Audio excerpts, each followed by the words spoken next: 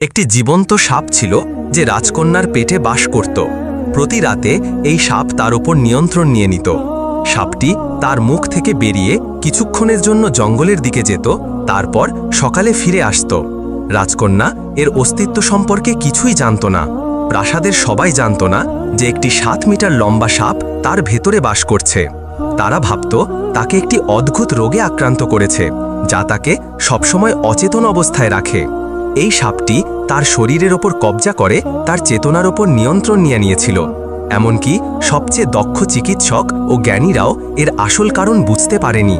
রাবি নামের ত্বক যুবক প্রাসাদে প্রবেশ করল এবং দেখল চিকিৎসক ও জ্ঞানীদের একটি বড় জমায়েত রাজকন্যার বিছানার চারপাশে। তারা বৃথা চেষ্টা করছিল সমাধান খুঁজতে, কিন্তু কোনো লাভ হচ্ছিল না। রাবিও হলঘরের এক কোণে দাঁড়িয়ে নীরবে সবকিছু পর্যবেক্ষণ করছিল। সন্ধ্যা হতেই সবাই একে একে হল ত্যাগ করতে শুরু করল। তখন রাবিও মন্ত্রীর কাছে এগিয়ে গিয়ে বলল, মন্ত্রী মহাশয়, সবাই তো তাদের চেষ্টা করেছে, আমাকে কি একটি সুযোগ দেবেন? আমি রাজকন্যাকে সারাতে পারি। মন্ত্রী রাবির আত্মবিশ্বাসে মুগ্ধ হল এবং তাকে রাজার কাছে নিয়ে গেল। মন্ত্রী রাজার কাছে বিষয়টি উপস্থাপন করল, যিনি হতাশ ও সবকিছু থেকে নিরাশ হয়ে পড়েছিলেন।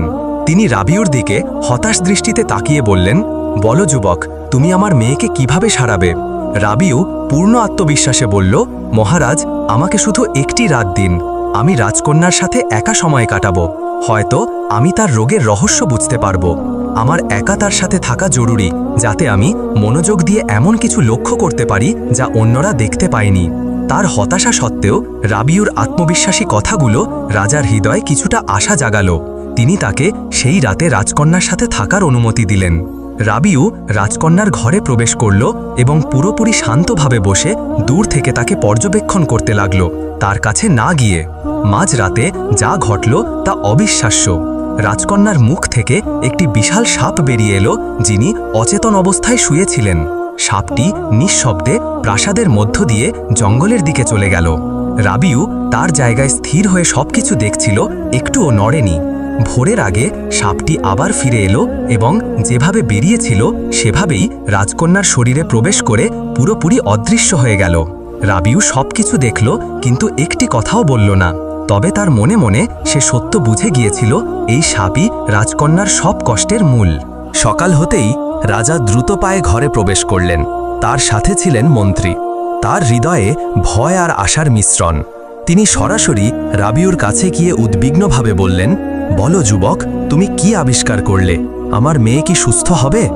রাবিউ বলল, মহারাজ, আমি রাজকন্যার রোগের কারণ খুঁজে পেয়েছি। ইনশাল্লাহ তিনি সুস্থ হবেন। তবে আমার আরেকটি রাত প্রয়োজন, আর আমি অনুরোধ করছি আমাকে একটি ধারালো তলোয়ার এবং মাটি বা কাদার ভরা একটি বড় বালতি দিন। রাজা এটা শুনে বিরাট স্বস্তি অনুভব করলেন এবং মন্ত্রীকে আদেশ দিলেন রাবিউ যা চেয়েছে তা সব দেওয়ার জন্য। এখন সবাই অধীর আগ্রহে রাতের জন্য অপেক্ষা করছিল, যাতে রাবিউ রাজকন্যাকে সেই দুষ্ট সাপের কবল থেকে মুক্ত করতে পারে। রাবিউ পুরোপুরি প্রস্তুত হল এবং রাজকন্যার কাছে বসল, হাতে ধারালো তলোয়ার নিয়ে দূর থেকে তাকিয়ে। প্রাসাদের ঘড়িতে মাঝরাত ঘোষণা হতেই সাপটি রাজকন্যার মুখ থেকে সেই পরিচিত হিস হিস শব্দে বেরিয়ে এলো। তখনই রাবিউ তার ধারালো তলোয়ার নিয়ে দ্রুত আক্রমণ করল এবং একটি দ্রুত আঘাতে সাপটিকে 2 টুকরো করে ফেল। সাপটি মাটিতে ছড়িয়ে পড়ল মৃত। তারপর রাবিউ সাপটির টুকরোগুলো তুলে বালতিতে ভরা বালিতে পুঁতে দিল। ভোর হওয়ার আগে সে বালতি ও সাপটি নিয়ে জঙ্গলে গিয়ে সব পুড়িয়ে ফেল। তারপর প্রাসাদে ফিরে এলো। ভোর প্রায় হয়ে এসেছিল। রাবিউ রাজকন্যার ঘরে ঢুকল, তাকে আলতোভাবে জাগালো। রাজকন্যা প্রথমবারের মতো পুরোপুরি সচেতন হয়ে চোখ খুলল, বছরের পর বছর গভীর অচেতন অবস্থায় থাকার পর। সাপের প্রভাব তার শরীর থেকে পুরোপুরি চলে গিয়েছিল এবং সে তার পূর্ণ চেতনা ফিরে পেল। রাজকন্যা বিস্ময়ে তাকালো, যেন বহু বছরের ঘুম থেকে জেগে উঠেছে। রাবিউ তাকে নম্রভাবে তার অবস্থা সম্পর্কে জিজ্ঞাসা করল। সে বিস্ময় ও আনন্দ মিশ্রিত কণ্ঠে বলল, আমি মনে করি আমি পুরোপুরি ভালো আছি। এদিকে রাজা সারা রাত ঘুমাননি। সূর্যোদয়ের জন্য অধীর আগ্রহে অপেক্ষা করছিলেন। আলো ফুটতেই তিনি উদ্বিগ্ন পায়ে মেয়ের ঘরে ছুটে গেলেন। যখন তিনি তার মেয়েকে সচেতন ও সুস্থ অবস্থায় কথা বলতে দেখলেন, তিনি তার অশ্রু ধরে রাখতে পারলেন না। তিনি তাকে উষ্ণভাবে জড়িয়ে ধরলেন। তার হৃদয় আনন্দ ও কৃতজ্ঞতায় ভরে গেল। তারপর তিনি রাবিউর দিকে ফিরলেন, তার হাত শক্ত করে ধরে বললেন, তুমি তার জীবন বাঁচিয়েছ, আল্লাহ তোমাকে উত্তম প্রতিদান দিন। যেমনটি প্রতিশ্রুতি দিয়েছিলেন, রাজা তার মেয়েকে রাবিউর সাথে বিয়ে দিলেন এবং তাকে রাজ্যের অর্ধেক দেওয়ার প্রস্তাব দিলেন।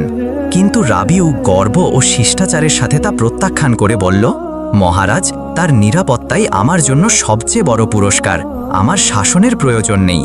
রাজাই মহানুভবতায় খুশি হলেন এবং তার বদলে তাকে প্রচুর সম্পদ দিলেন। তারপর রাজকন্যাকে তার নতুন স্বামীর সাথে একটি জাঁকজমকপূর্ণ অনুষ্ঠানে বিয়ে দেওয়া হলো। রাবিউ তার স্ত্রী রাজকন্যাকে নিয়ে তার শহরে পৌঁছালো, যেখানে তার পরিবার, বিশেষ করে তার ভাইয়ের স্ত্রী, তাদের উষ্ণ অভ্যর্থনা জানালো। শীঘ্রই রাবিউ তার সুন্দরী স্ত্রীর সাথে সুখী জীবন শুরু করল। কিছুদিন পর শহরে একটি বড় উৎসব হলো।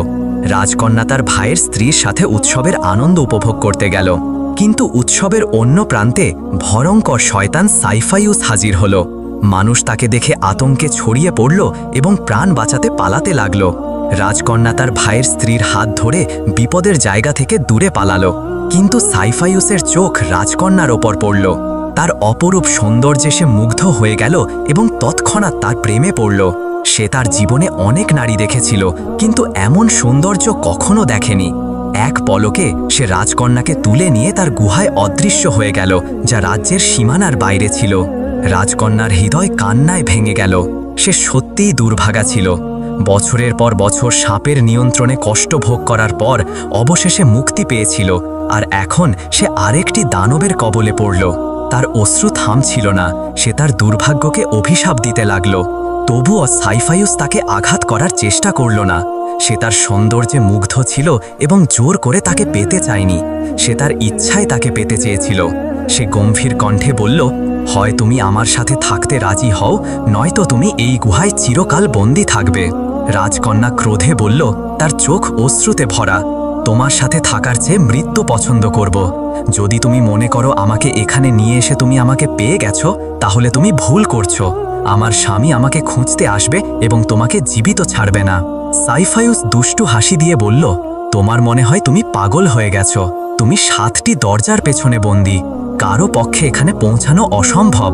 আর যদি কেউ এখানে পৌঁছে, আমি তাকে পোকার মতো পিষে ফেলব। তোমার সৌন্দর্য না থাকলে আমি তোমাকে অনেক আগেই শেষ করে দিতাম।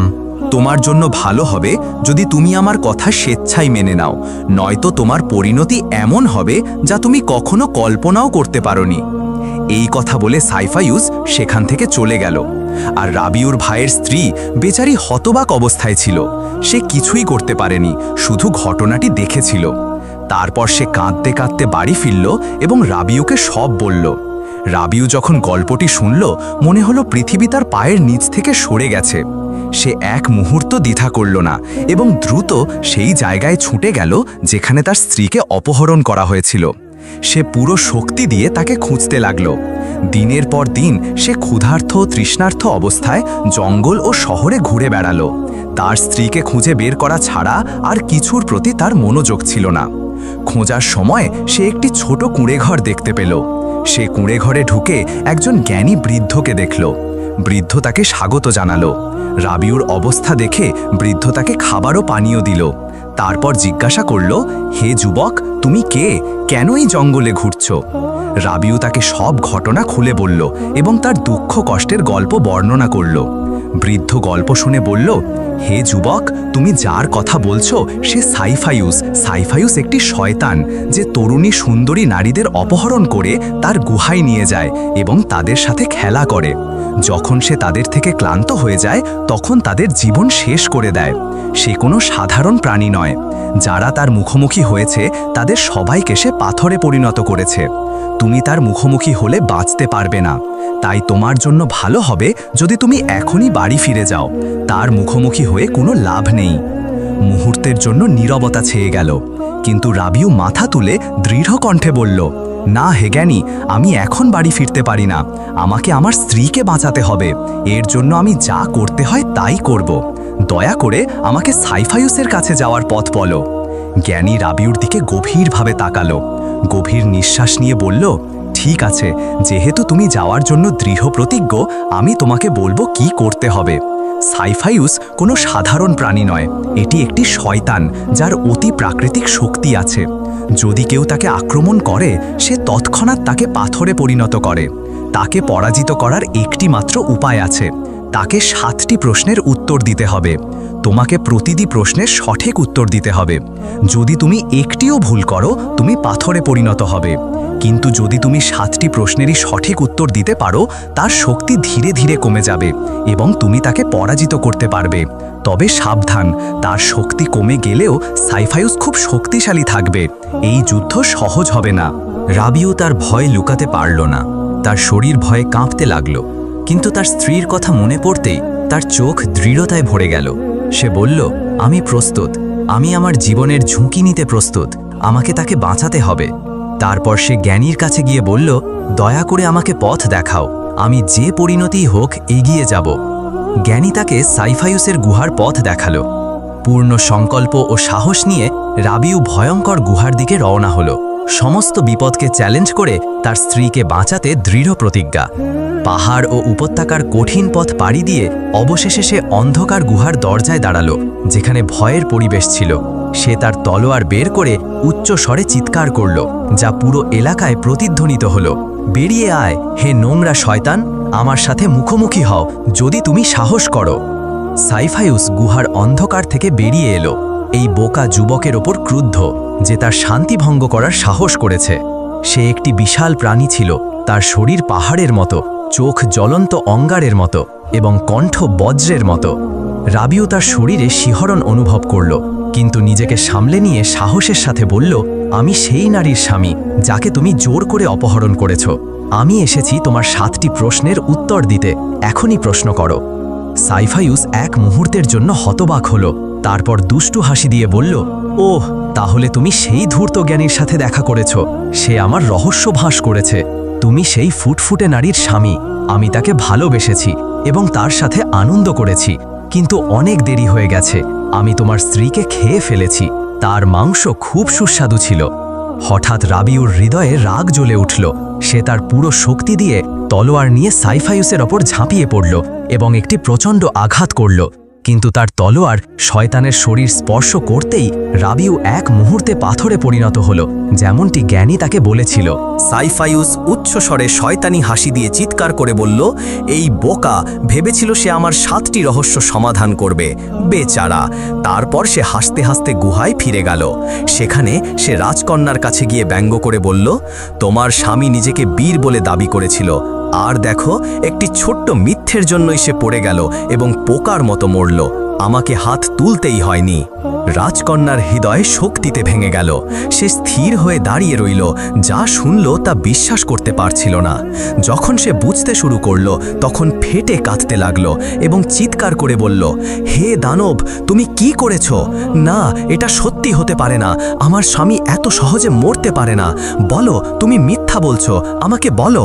সাইফাইউস ব্যঙ্গ করে বলল, হে বোকা, তুমি কি মনে করো তোমার তুচ্ছ স্বামী আমাকে আঘাত করতে পারে? আমি অপরাজেয়, কেউ আমাকে ভাঙতে পারে না। এখন তুমি সব হারিয়েছ, আমার কাছে আত্মসমর্পণ করো। কিন্তু রাজকন্যা অজ্ঞান হয়ে মাটিতে পড়ে গেল, নিশ্চল। তার চোখ থেকে বৃষ্টির মতো অশ্রু ঝরতে লাগলো। এদিকে রাবিউর দেরি ও তার না ফেরার কারণে তার পরিবারে উদ্বেগ ছড়িয়ে পড়ল। তার মা ও ভাইয়ের স্ত্রী হৃদয় বিদারকভাবে কাঁদছিল। তার বড় ভাই ফারেজ উদ্বেগ ও দুঃখে আচ্ছন্ন হয়ে পড়ল। সে নিজে তার ভাইকে খুঁজতে বের হওয়ার সিদ্ধান্ত নিল। মা ও স্ত্রীর অনুমতি নিয়ে সে জঙ্গলে রওনা হলো। খোঁজার সময় সে সেই জ্ঞানীর কুঁড়ে ঘরে পৌঁছালো। সে সম্মান দেখিয়ে বসল এবং কিছুক্ষণ বিশ্রাম নিল। জ্ঞানী তাকে জিজ্ঞাসা করল, হে বৎস, কি তোমাকে এই নির্জন জায়গায় এনেছে? ফারেস তাকে পুরো গল্প বলল, শুরু থেকে শেষ পর্যন্ত। রাজকন্যার অপহরণ, তার ভাইয়ের তাকে উদ্ধার করতে যাওয়া এবং এখনো না ফেরার কথা। জ্ঞানীর মুখে উদ্বেগের ছাপ দেখা গেল। ফারেস তা লক্ষ্য করে বলল, হে মহাশয়, আমি দেখছি তুমি চিন্তায় ডুবে গেছো। তোমার মুখে উদ্বেগ ফুটে উঠেছে। দয়া করে বলো, তোমার উদ্বেগের কারণ কি? জ্ঞানী ভারী ও দুঃখী কণ্ঠে বলল, হে বৎস, আমি তোমার ভাই রাবিউকে চিনি। সে আমার কাছে এসেছিল। জ্ঞানী ফারেসকে পুরো গল্প বলল, কিভাবে সাইফায়ুস তার ভাইয়ের স্ত্রীকে অপহরণ করেছিল, কিভাবে রাবিউ তার কাছে সাহায্য চাইতে এসেছিল এবং শয়তানের মুখোমুখি হতে গিয়েছিল। গল্প শেষ করার পর ফারেস হতবাক হয়ে গেল। সে যা শুনল তা বিশ্বাস করতে পারছিল না। তার মুখে বিস্ময় ও উদ্বেগ ফুটে উঠল। সে আশা ও ভয় মিশ্রিত কণ্ঠে বলল, আমার ভাই এখন কোথায় হে মহাশয়? সে কি ভালো আছে? কেন সে এখনো বাড়ি ফেরেনি? দয়া করে বলো, আমি আর এই উদ্বেগ সহ্য করতে পারছি না। সে জ্ঞানীর পায়ের কাছে পড়ে গিয়ে কাতর কণ্ঠে বলল, হে মহাশয়, আল্লাহ তোমাকে জ্ঞান দিয়েছেন।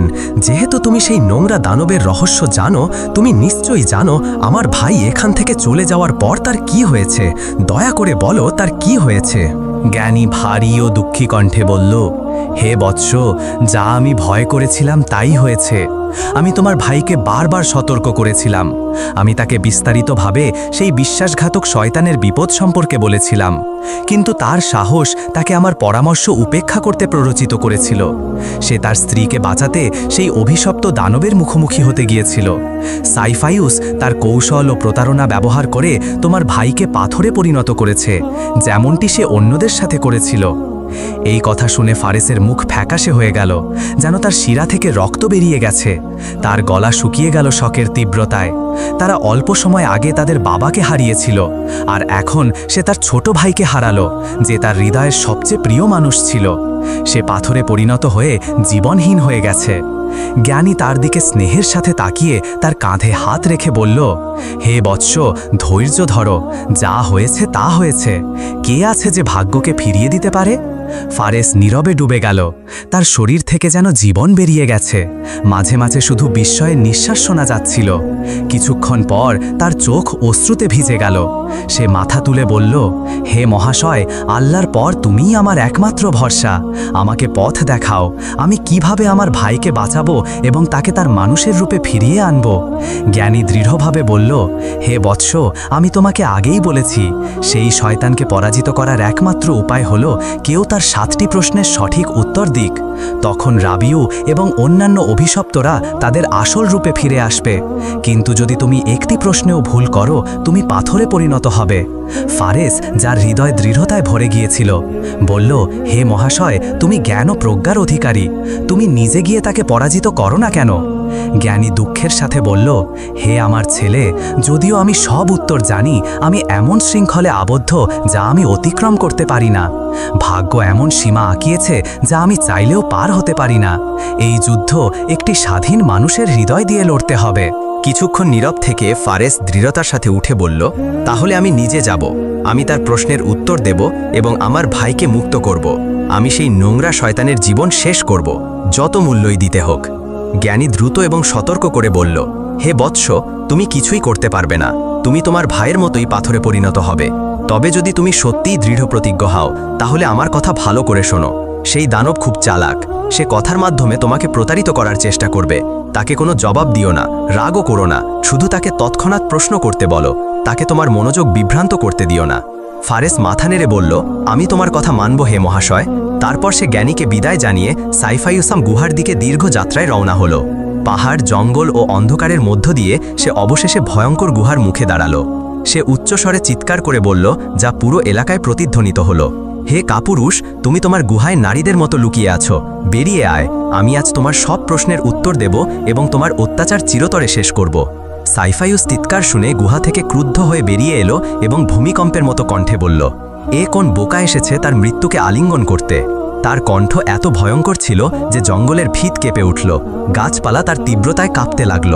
ফারেস তার ভয়ঙ্কর চেহারা দেখে এক মুহূর্তের জন্য স্থির হয়ে গেল, কিন্তু দ্রুত নিজেকে সামলে নিয়ে বলল, তাহলে তুমিই সেই নোংরা যে আমার ভাইয়ের স্ত্রীকে অপহরণ করেছ এবং আমার ভাইকে পাথরে পরিণত করেছ। তোমার সময় শেষ। হে বোকা, এখনই তোমার প্রশ্ন শুরু করো। ফারেস সাইফায়ুসকে উত্তেজিত করতে চাইছিল যাতে সে তার 7টি প্রশ্ন করে। সাইফায়ুস বিভৎস হাসি দিয়ে বলল, ওহ, তাহলে তুমি সেই তুচ্ছ পোকার ভাই যাকে আমার অভিশাপ গ্রাস করেছে। মনে হচ্ছে তুমিও জীবন থেকে ক্লান্ত হয়ে গেছো, তাই আমার কাছে এসেছো। জেনেও কি অপেক্ষা করছে? ফারেস রাগে দাঁত কড়মড় করে বলল, হে নোংরা শয়তান, তোমার বিষাক্ত কথায় সময় নষ্ট করো না।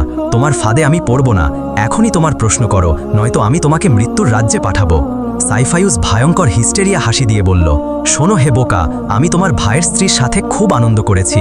আমার ইচ্ছা পূরণের পর আমি তার কোমল মাংস কাঁচা খেয়েছি। ওহ, কি সুস্বাদু মাংস! এখন তোমার পালা, কিন্তু তুমি আমার অভিশাপের যোগ্যও নও। আমি এই হাত দিয়ে তোমাকে টুকরো টুকরো করব। আমি তোমার স্ত্রীর কাছে যাব। তার কথাগুলো ফারেসের বুকে ছুরির মতো বিঁধল। তার শরীর রাগে জ্বলে উঠল যখন সে শুনল তার ভাইয়ের স্ত্রীর সাথে কি করা হয়েছে এবং তার স্ত্রীর জন্য কি পরিকল্পনা করা হচ্ছে। বিপদ জেনেও সে নিজেকে আর নিয়ন্ত্রণ করতে পারল না। সে রাগে চিৎকার করে পুরো শক্তি দিয়ে তলোয়ার নিয়ে সাইফায়ুসের ওপর ঝাঁপিয়ে পড়ল এবং একটি প্রচণ্ড আঘাত করল। কিন্তু পরের মুহূর্তে তার ভাইয়ের মতোই ফারেসও পাথরে পরিণত হল। তার পাথরের মূর্তি স্থির হয়ে দাঁড়িয়ে রইল। দুষ্ট সাইফায়ুস উন্মাদের মতো হাসল এবং বলল, তাহলে এটাই তোমাদের ভাগ্য, আমার গুহার চিরকালের প্রহরী হয়ে থাকা, হে বোকারা। তারপর সে শয়তানি কথা বিড়বিড় করে গুহার গভীরে ফিরে গেল।